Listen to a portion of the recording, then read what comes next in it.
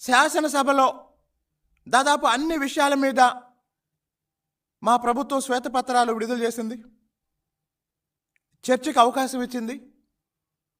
ఆ రోజు పారిపోయాడు. ఈరోజు 4 పేపర్లు పట్టుకొని గుంటూరు జైలు ముందు నిలబడి ఆ పథకం ఇవ్వలేదు, ఈ పథకం ఇవ్వలేదు అని మాట్లాడుతున్నాడు. ఒకవేళ ఈ 100 రోజుల్లో రేపో ఎల్లుండో మా ప్రభుత్వం ఏర్పడి 3 నెలలు అవుతుంది. ఈ 3 నెలల్లోనే నిజంగా నువ్వు అనుకున్నట్టు మా ప్రభుత్వం పట్ల, మా ప్రభుత్వానికి, మా కూటమికి ఈ ప్రజలిచ్చిన ఒక చారిత్రాత్మకమైన తీర్పు పట్ల నీకేమైనా అనుమానం ఉంటే, తిరువూరు శాసనసభ్యునిగా ఎన్నికైన నేను రాజీనామా చేస్తా. పులివెందుల శాసనసభ్యుడిగా ఎన్నికైన నువ్వు రాజీనామా చేయి. మళ్ళీ నువ్వు నీ పార్టీ తరపున పోటీ చేయి, నేను నా పార్టీ తరపున పోటీ చేస్తా.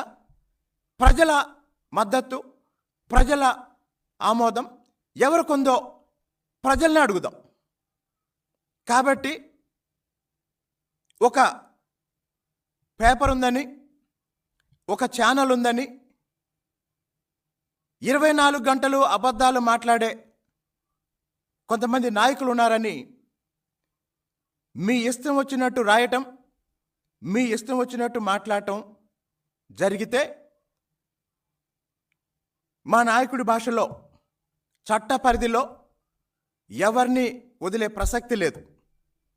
అదే సమయంలో జగన్మోహన్ రెడ్డి 5 ఏళ్ల పాలనలో అన్ని రకాల అరాచకాలకి బాధ్యులై ఈరోజు చట్ట పరిధిలోనే విచారణ ఎన్నుకుంటున్న వాళ్ళని పరిశుద్ధులుగా చూపించి జగన్మోహన్ రెడ్డి రాజకీయ నాటకానికి వాళ్ళని వాడుకునే ఈ మొత్తం ప్రక్రియని ప్రజలందరూ గమనిస్తున్నారు. కాబట్టి ఇప్పుడు అందరూ ఆలోచించాల్సింది ఏంటంటే, వరద బాధితుల పరామర్శకి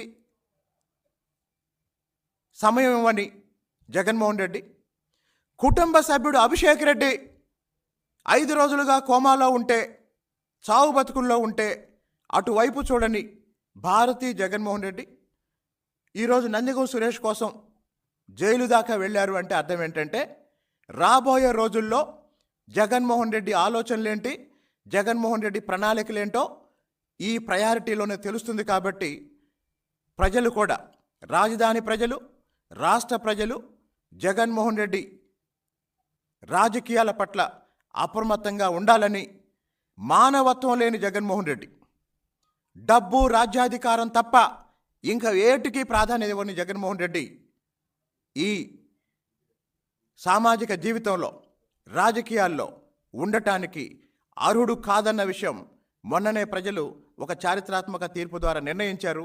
భవిష్యత్తులో కూడా అదే జరుగుతుందని తెలియజేస్తున్నాను. ధన్యవాదాలు.